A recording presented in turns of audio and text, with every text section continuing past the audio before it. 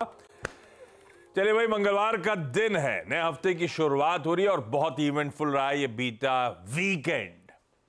वैसे अगर आपने शनिवार को कामकाज नहीं करा तो आपके लिए ये हो गया था एक्सटेंडेड वीकेंड। आप सबका स्वागत है। वैसे ठंडा रहा था वो सैटरडे का trading session as expected. FIDI के ग्रॉस आंकड़े भी आज आपको आपकी स्क्रीन पे दिखा देता हूं। वो दिखाएगा किस तरह से ल्यूकवार्म सा, किस तरह से ठंडा सा पार्टिसिपेशन था इन्वेस्टर्स का। इंस्टीट्यूशनल इन्वेस्टर्स के आंकड़े आपकी स्क्रीन पे दिखाने का मकसद ये था कि इसका मतलब है ना सिर्फ हमें मंडे के ग्लोबल संकेत, बल्कि मुझे लगता है फ्राइडे के भी काफ़ी हद तक ग्लोबल संकेतों को डाइजेस्ट करना है, क्योंकि बहुत लोग पार्टिसिपेट नहीं कर रहे थे उस सैटरडे के लाइव ट्रेडिंग सेशन में। तो 2 दिनों के ग्लोबल संकेत आज हम डाइजेस्ट करेंगे और साथ साथ वो जो कुछ जियोपॉलिटिकल तड़का ऐड हुआ है और खासकर वो सैड डिमाइस वो ईरानियन प्रेसिडेंट का, उन सब पे आऊँगा, बातचीत करेंगे हम लोग। कई सारे साथ में रिजल्ट्स हैं चौथी तिमाही के जो इन 3 दिनों में आए, भर भर के आए, उन सब पे रिएक्शन होना है। उन पे ज़्यादातर इंपॉर्टेंट नंबर्स पे हम इसी शो में आगे चर्चा भी कर लेंगे। फेड चेयर जेरोमी पावेल साहब की संडे स्पीच भी लाइंड अप थी, वो भी सामने आ गई। हालांकि कोई स्पेसिफिक कमेंट मॉनेटरी पॉलिसी या इकोनॉमी पे आया नहीं है, फिर भी जान लेंगे क्या क्या उन्होंने कहा। और भैया फेज 5 जनरल इलेक्शन 2024 का संपला, अपन ने तो अपना मताधिकार का प्रयोग कर लिया।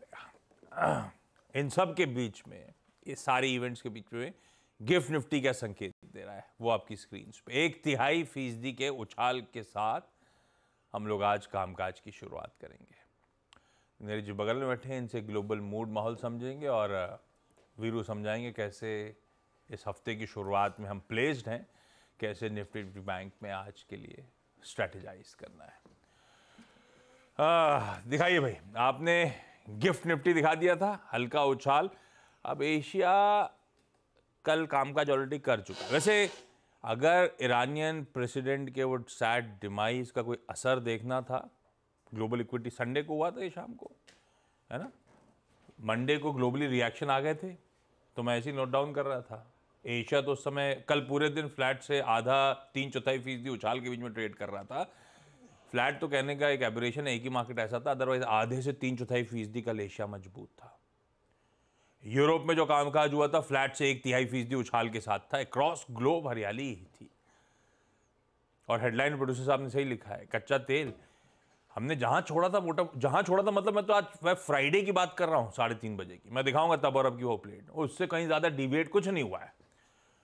तो ठीक है, कॉन्स्पिरेसी थ्योरीज अपनी जगह, सब कुछ हो रहा है, लेकिन बहुत ज़्यादा इक्विटीज़ पे, एसेट क्लासेस पे इम्पैक्ट नज़र नहीं आएगा। नहीं, ये प्लेट कहाँ मांगी, अभी बाद में पूछूंगा, मैं दिखाने के लिए मांगूंगा।